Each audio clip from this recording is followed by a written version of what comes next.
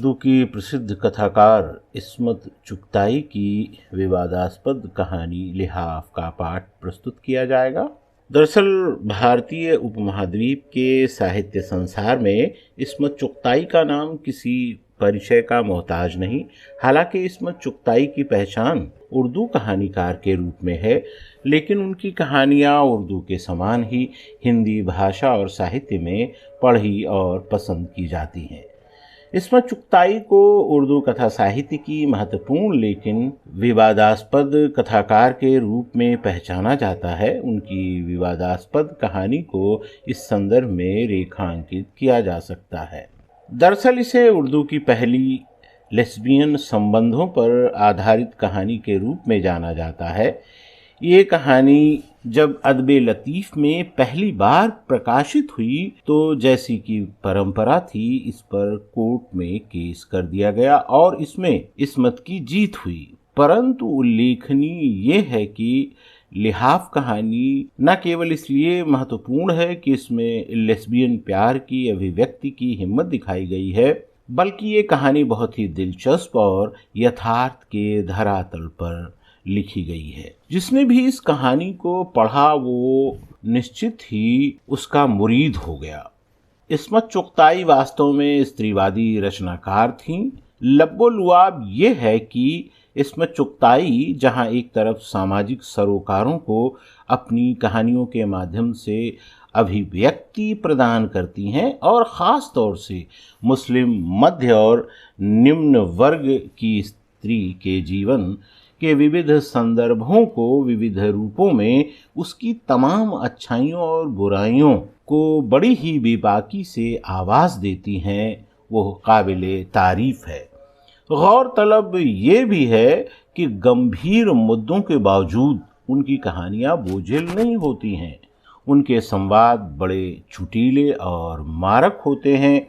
उनकी कहानियों की जो सबसे बड़ी विशेषता है वो है कि कहानियाँ बेहद दिलचस्प होती हैं। पाठक एक बार अगर पढ़ना आरंभ करता है तो फिर उसको बिना पढ़े हुए रुक नहीं सकता है। मित्रों, कहानी का पाठ प्रस्तुत करने से पहले मैं आप लोगों से ये निवेदन करूँगा कि अगर अभी तक आपने ज़िंदगी हौले हौले के इस पटल को सब्सक्राइब न किया हो तो सब्सक्राइब कर लीजिए, इसे लाइक भी कीजिए, शेयर भी कीजिए और इसके कमेंट बॉक्स में अपनी प्रतिक्रिया भी दीजिए। कहानी का पाठ प्रस्तुत है। मैं जाड़ों में लिहाफ ओढ़ती हूँ तो पास की दीवारों पर उसकी परछाई हाथी की तरह झूमती हुई मालूम होती है और एकदम से मेरा दिमाग बीती हुई दुनिया के पर्दों में दौड़ने भागने लगता है। न जाने क्या कुछ याद आने लगता है। माफ कीजिएगा, मैं आपको खुद अपने लिहाफ का रोमान अंगेज जिक्र बताने नहीं जा रही हूँ। न लिहाफ से किसी किस्म का रोमान जोड़ा ही जा सकता है। मेरे ख्याल में कंबल आरामदेह सही, मगर उसकी परछाई इतनी भयानक नहीं होती जब लिहाफ की परछाई दीवार पर डगमगा रही हो।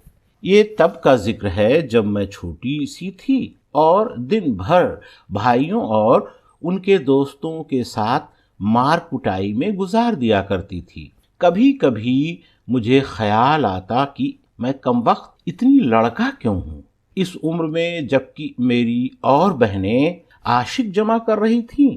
मैं अपने पराए हर लड़के और लड़की से जूतम पैजार में मशगूल थी। यही वजह थी कि अम्मा जब आगरा जाने लगी तो हफ्ते भर के लिए मुझे अपनी मुंहबोली बहन के पास छोड़ गईं। उनके यहाँ अम्मा खूब जानती थीं कि चूहे का बच्चा भी नहीं और मैं किसी से लड़ भिड़ न सकूंगी। सजा तो खूब थी। हाँ, तो अम्मा मुझे बेगम जान के पास छोड़ गईं। वही बेगम जान जिनका लिहाफ अब तक मेरे जहन में गर्म लोहे के दाग की तरह महफूज है। ये बेगम जान थीं जिनके गरीब माँ बाप ने नवाब साहब को इसलिए दामाद बना लिया कि वो पक्की उम्र के थे, मगर थे निहायत नेक। कोई रंडी बाजारी औरत उनके यहाँ नजर नहीं आई। खुद हाजी थे और बहुतों को हज करा चुके थे, मगर उन्हें एक अजीब व गरीब शौक था। लोगों को कबूतर पालने का शौक होता है, बटेर लड़ाते हैं, मुर्गबाजी करते हैं। इस किस्म के वाहियात खेलों से नवाब साहब को नफरत थी। उनके यहाँ तो बस तालिबे इल्म रहते थे, नौजवान गोरे गोरे पतली कमर के लड़के जिनका खर्च वो खुद बर्दाश्त करते थे। मगर बेगम जान से शादी करके तो उन्हें कुल साजो सामान के साथ ही घर में रखकर भूल गए और वो बेचारी दुबली पतली नाजुक सी बेगम तन्हाई के गम में घुलने लगी। न जाने उनकी जिंदगी कहाँ से शुरू होती है, वहां से जब वो पैदा होने की गलती कर चुकी थी, या वहां से जब वो एक नवाब बेगम बनकर आई और छपरखट पर जिंदगी गुजारने लगी, या जब से नवाब साहब के यहाँ लड़कों का जोर बंधा, उनके लिए मुरग्गन हलवे और लजीज खाने जाने लगे और बेगम जान दीवान खाने के दर्जों में से उन लचकती कमर वाले लड़कों की चुस्त पिंडलियां और मुअत्तर बारीक शबनम के कुर्ते देख देख कर अंगारों पर लौटने लगी, या जब वो मन्नतों मुरादों से हार गईं, चिल्ले बंधे और टूटके और रातों की वजीफा खानी भी चित हो गई। कहीं पत्थर में जोंक लगती है। नवाब साहब अपनी जगह से टस से मस न हुए।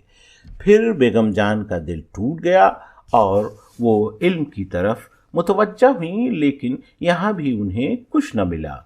इश्किया नावल और जज्बाती अशआर पढ़कर और भी पस्ती छा गई। रात की नींद भी हाथ से गई और बेगम जान जी जान छोड़कर बिल्कुल ही आसो हसरत की पोट बन गई। चूल्हे में डाला ऐसा कपड़ा पहना जाता है किसी पर रोब गांठने के लिए। अब ना तो नवाब साहब को फुर्सत की शबनबी करतूतों को छोड़कर जरा इधर तवज्जो करें और ना वो उन्हें आने जाने देते।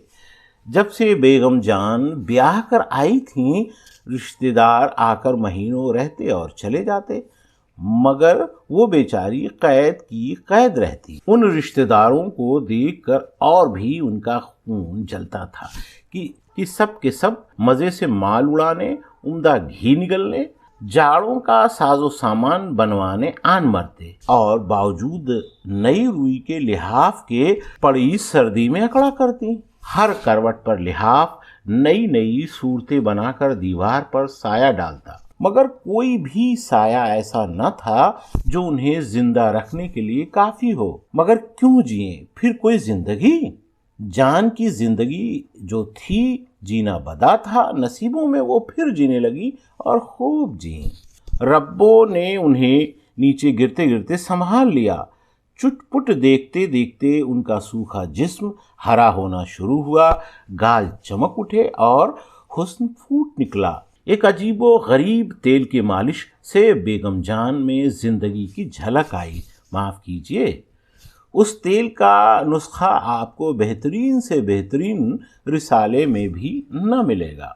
जब मैंने बेगम जान को देखा तो वो 40-42 की होंगी। उफ, किस शान से वो मसनद पर नीम दराज थी और रब्बो उनकी पीठ से लगी कमर दबा रही थी। एक ऊदे रंग का दोशाला उनके पैरों पर पड़ा था और वो महारानियों की तरह शानदार मालूम हो रही थी। मुझे उनकी शक्ल बेइंतहा पसंद थी। मेरा जी चाहता था कि घंटों बिल्कुल पास से उनकी सूरत देखा करूं। उनकी रंगत बिल्कुल सफेद थी, नाक की सुर्खी का जिक्र नहीं और बाल सियाह और तेल में डूबे रहते। मैंने आज तक उनकी मांग ही बिगड़ी न देखी। मजाल है जो एक बाल इधर उधर हो जाएं। उनकी आंखें काली थीं और अबरू पर के जायद बाल अलहदा कर देने से कमाने से खिंची रहती थीं। आंखें जरा तनी हुई रहती थीं, भारी भारे फूले पपोटे मोटी मोटी आंखें। सबसे जो उनके चेहरे पर हैरत अंगेज जाज़बियत नजर आती थी वो उनके होंठ थे। वो सुर्खी से रंगे रहते थे। ऊपर के होठों पर हल्की हल्की मूछें सी थीं और कनपटियों पर लंबे लंबे बाल। कभी कभी उनका चेहरा देखते देखते अजीब सा लगने लगता था, कम उम्र लड़कों जैसा। उनके जिस्म की जिल्द भी सफेद और चिकनी थी।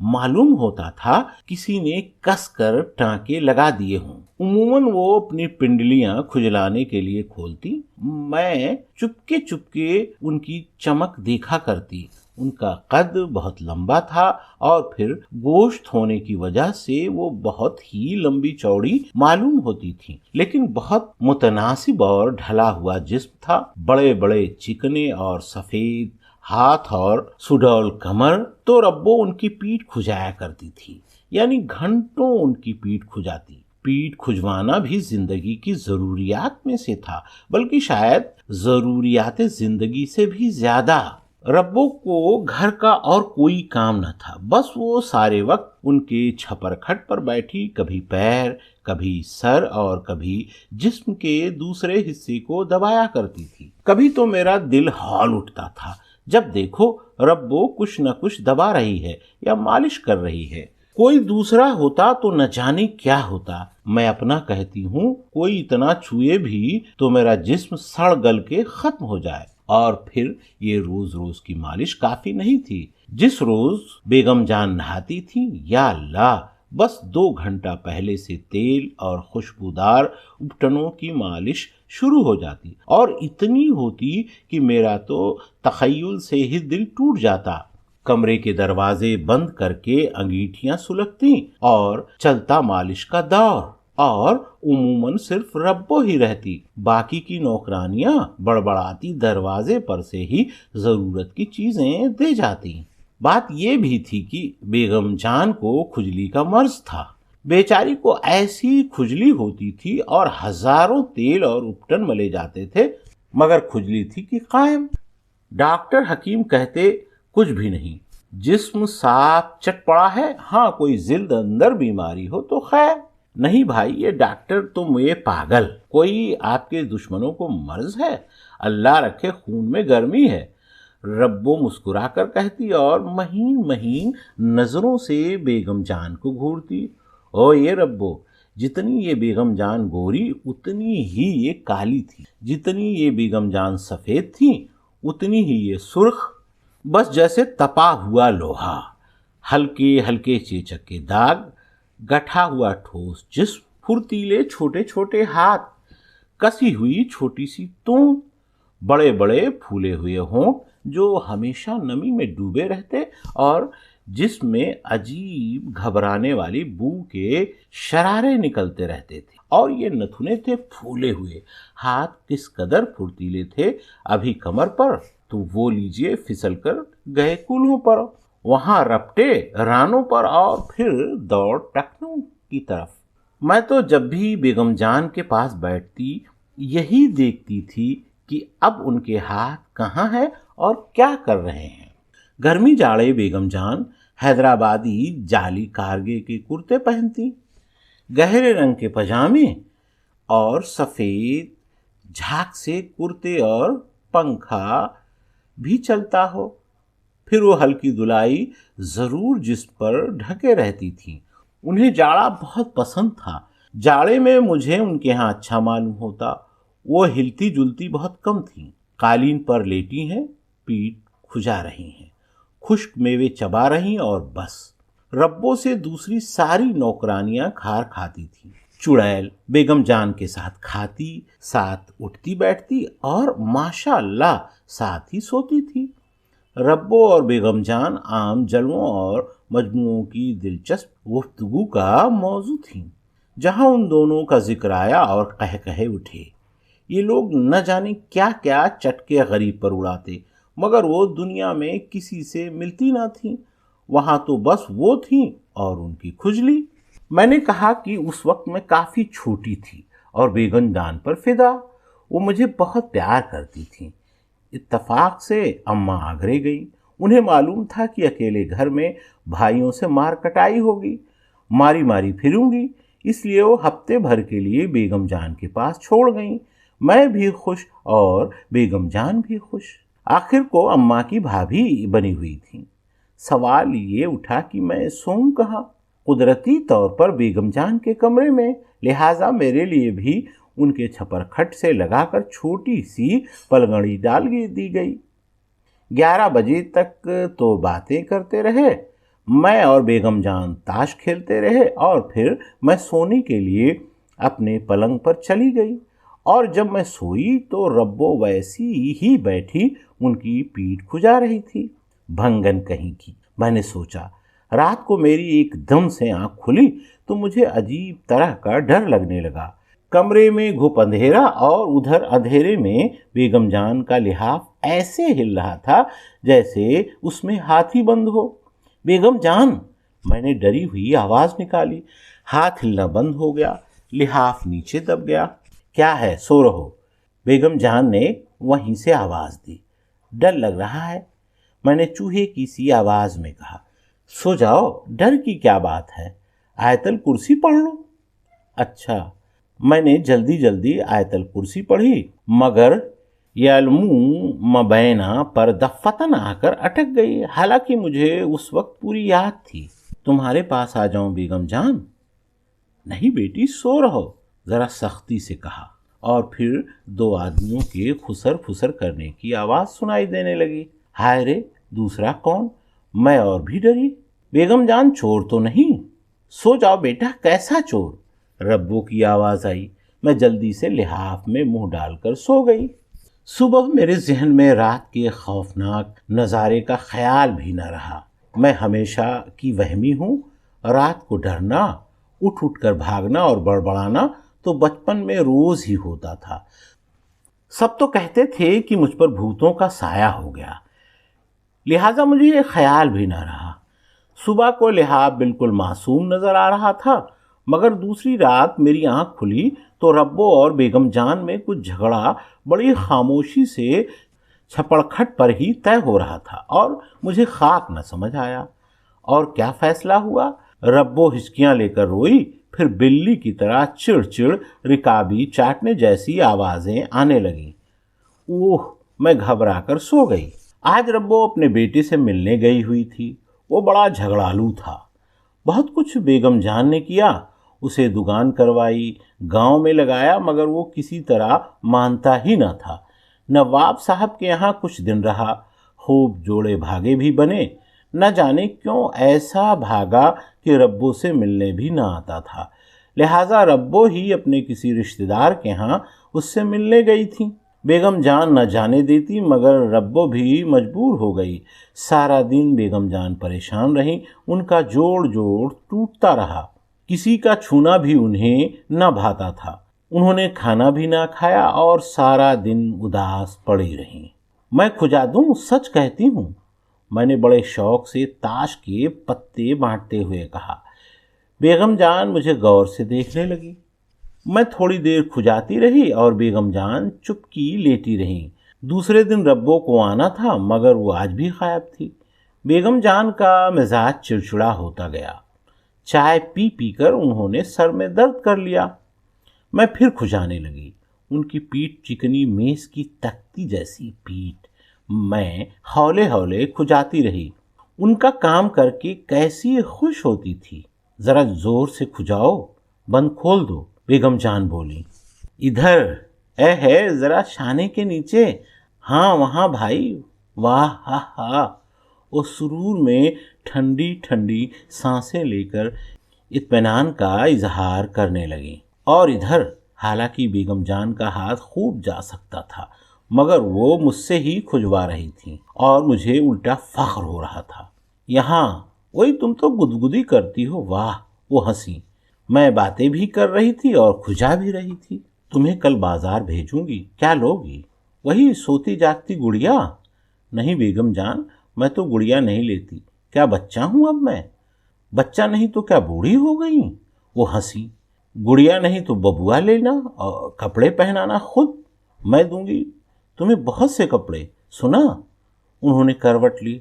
अच्छा, मैंने जवाब दिया। इधर, उन्होंने मेरा हाथ पकड़कर जहां खुजली हो रही थी रख दिया। जहां उन्हें खुजली मालूम होती वहां रख देती और मैं बेख्याली में बबुए के ध्यान में डूबी मशीन की तरह खुजाती रही और वो मुतवातिर बातें करती रही। सुनो, तुम्हारी फिराकें कम हो गई हैं, कल दर्जी को दे दूंगी कि नई सी लाए। तुम्हारी अम्मा कपड़े दे गई हैं, वो लाल वाले कपड़े की नहीं बनवाऊंगी, चमारो जैसी है।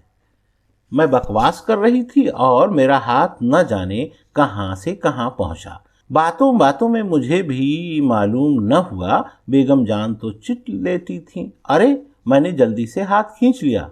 वही लड़की देखकर नहीं खुजाती, मेरी पसलियां नोचे डालती है। बेगम जान शरारत से मुस्कुराई और मैं झेप गई। इधर आकर मेरे पास लेट जा। उन्होंने मुझे बाजू पर सर रख कर लिटा लिया। हैं, कितनी सूखी रही है, पसलियां निकल रही हैं। उन्होंने पसलियां गिनना शुरू कर दी। मैं मिनमिनाई। ओई, तो क्या मैं खा जाऊंगी?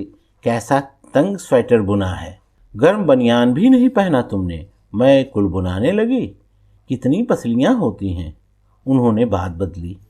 एक तरफ 9 और एक तरफ 10। मैंने स्कूल में याद की हुई हाइजीन की मदद दी, वो भी उटांग पटांग। हटा लो हाथ। हाँ, 1 2 3। मेरा दिल चाहा किस तरह भागूं और उन्होंने जोर से भींचा। मैं मचल गई। बेगम जान जोर जोर हंसने लगी। अब भी जब कभी मैं उनका उस वक्त का चेहरा याद करती हूँ तो दिल घबराने लगता है। उनकी आंखों के पपोटे और वजनी हो गए। ऊपर के होंठ पर स्याही घिरी हुई थी। बावजूद सर्दी के पसीने की नन्ही नन्ही बूंदें होंठों पर और नाक पर चमक रही थीं। उनके हाथ यख ठंडे थे मगर नर्म, जैसे उन पर खाल उतर गई हो। उन्होंने शॉल उतार दी और कारगे के महीन कुर्ते में उनका जिस्म आटे की लोनी की तरह चमक रहा था। भारी जड़ाऊ सोने के बटन गिरेबान की तरफ झूल रहे थे। शाम हो गई थी, कमरे में अंधेरा घट रहा था। मुझे एक नामालूम डर से वहशत सी होने लगी। बेगम जान की गहरी गहरी आंखें, मैं रोने लगी। दिल में वो मुझे एक मिट्टी के खिलौने की तरह भींच रही थीं। उनके गर्म गर्म जिस्म से मेरा दिल हौलाने लगा, मगर उन पर तो जैसे भूतना सवार था और मेरे दिमाग का ये हाल कि न चीखा जाए और न रह सकूं। थोड़ी देर के बाद वो पस्त होकर निढाल लेट गईं। उनका चेहरा फीका और बदरौनक हो गया और लंबी लंबी सांसें लेने लगी। मैं समझी कि अब मरी ये और वहां से उठकर सरपट भागी बाहर। शुक्र है कि रब्बो रात को आ गई और मैं डरी हुई जल्दी से लिहाफ ओढ़कर सो गई, मगर नींद कहाँ, चुप घंटों पड़ी रही। अम्मा किसी तरह आ ही नहीं रही थी। बेगम जान से मुझे ऐसा डर लगता था कि मैं सारा दिन मामाओं के पास बैठी रही, मगर उनके कमरे में कदम रखते ही दम निकलता था। और कहती ही क्या कि बेगम जान से डर लगता है। बेगम जान तो मेरे ऊपर जान छिड़कती थी। आज रब्बो और बेगम जान में फिर अनबन हो गई। मेरी किस्मत की खराबी कहिए या कुछ और, मुझे उन दोनों की अनबन से डर लगने लगा, क्योंकि रात ही बेगम जान को ख्याल आया कि मैं बाहर सर्दी में घूम रही हूँ और मरूंगी निमोनिया में। लड़की क्या मेरा सर मुंडवाएगी? जो कुछ हुआ गया तो आफत आ जाएगी। उन्होंने मुझे पास बिठा लिया। वो खुद हाथ मुंह सिलपची में धो रही थी। चाय तिपाही पर रखी थी। चाय तो बनाओ, एक प्याली मुझे भी देना। वो तौलिए से मुंह खुश्क करके बोली, जरा कपड़े बदल लूं। वो कपड़े बदलती रही और मैं चाय पीती रही। बेगम जान नाइन से पीठ मलवाते वक्त अगर मुझे किसी काम से बुलवाती तो मैं गर्दन मोड़े जाती और वापस भाग आती। अब जो उन्होंने कपड़े बदले तो मेरा दिल उलटने लगा। मुंह मोड़े मैं चाय पीती रही। हाय अम्मा, मेरे दिल ने बेकसी से पुकारा। आखिर ऐसा भाइयों से क्या लड़ती हो जो तुम मेरी मुसीबत। माँ को हमेशा से मेरा लड़कों के साथ खेलना नापसंद है। कहो भला लड़के क्या शेर चीते हैं जो निकल जाएंगे उनकी लाडली को। और लड़के भी कौन, खुद भाई और 2-4 सड़े सड़ाए। उन जरा जरा से उनके दोस्त, मगर नहीं, वो तो औरत जात को 7 तालों में रखने की कायल। और यहाँ बेगम जान की वो दहशत कि दुनिया भर के गुंडों से नहीं। बस चलता सो उस वक्त सड़क पर भाग जाती, फिर वहां न टिकती, मगर लाचार थी, मजबूर कलेजे पर पत्थर रखे बैठी रही। कपड़े बदलकर 16 सिंगार हुए और गर्म गर्म खुशबुओं के इत्र ने और भी उन्हें अंगारा बना दिया, और वो चली मुझ पर लाड़ उतारने। घर जाऊंगी, मैंने उनकी हर राय के जवाब में कहा, और रोने लगी। मेरे पास तो आओ, मैं तुम्हें बाजार ले चलूंगी, सुनो तो। मैं कली की तरह फिसल गई। सारे खिलौने मिठाइयाँ एक तरफ और घर जाने की रट एक तरफ। वहां भैया मारेंगे चुड़ैल। उन्होंने प्यार से मुझे थप्पड़ लगाया। पड़े मारे भैया, मैंने सोचा, और रूठी अकड़ी बैठी रही। कच्ची अमियाँ खट्टी होती हैं बेगम जान। जली कटी रब्बों ने राय दी, और फिर उसके बाद बेगम जान को दौरा पड़ गया। सोने का हार जो वो थोड़ी देर पहले मुझे पहना रही थी, टुकड़े टुकड़े हो गया। महीन जाली का दुपट्टा तार तार, और वो मांग जो मैंने कभी बिगड़ी न देखी थी, झाड़ झंकार हो गई। ओह ओह ओह, वो झटके ले लेकर चिल्लाने लगी। मैं रपटी बाहर। बड़े जत्नों से बेगम जान को होश आया। जब मैं सोने के लिए कमरे में दबे पैर जाकर झांकी, तो रब्बो उनकी कमर से लगी जिस्म दबा रही थी। जूती उतार दो, उसने उसकी पसलियां खुजाते हुए कहा, और मैं चूहिया की तरह लिहाफ में दुबक गई। सर सर फटकज बेगम जान का लिहाफ अंधेरे में फिर हाथी की तरह झूम रहा था। अल्लाह मैंने मरी हुई आवाज निकाली। लिहाफ में हाथी फुदका और बैठ गया। मैं भी चुप हो गई। हाथी ने फिर लूट मचाई। मेरा रोआ रोआ कांपा। आज मैंने दिल में ठान लिया कि जरूर हिम्मत करके सिराने लगा हुआ बल्ब जला दूं। हाथ फड़फड़ा रहा था और जैसे उकड़ूं बैठने की कोशिश कर रहा था। चपड़ चपड़ कुछ खाने की आवाज आ रही थी, जैसे कोई मजेदार चटनी खा रहा हो। अब मैं समझी, ये बेगम जान ने आज कुछ नहीं खाया, और रब्बो मरदूद तो है सदा की चट्टो, जरूर एक तरमाल उड़ा रही है। मैंने नथुने फुलाकर सूं सूं हवा को सूंघा। सिवाय इत्र, संदल और हिना की गर्म गर्म खुशबू के और कुछ महसूस न हुआ। लिहाफ फिर मरना शुरू हुआ। मैंने बतेरा चाहा कि चुपकी पड़ी रहूं, मगर उस लिहाफ ने तो ऐसी अजीब अजीब शक्लें बनानी शुरू की कि मैं डर गई। मालूम होता था गूं गूं करके कोई बड़ा सा मेढक फूल रहा है, और अब उछल कर मेरे ऊपर आया। अम्मा अम्मा, मैं हिम्मत करके गुनगुनाई, मगर वहां कुछ सुनवाई न हुई, और लिहाफ मेरे दिमाग में घुसकर फूलना शुरू हुआ। मैंने डरते डरते पलंग के दूसरी तरफ पैर उतारे और टटोल टटोल कर बिजली का बटन दबाया। हाथी ने लिहाफ के नीचे एक कलाबाजी लगाई और पिचक गया। कलाबाजी लगाने में लिहाफ का कोना फुट भर उठा। अल्लाह! मैं गड़ाप से अपने बिछौने में। धन्यवाद।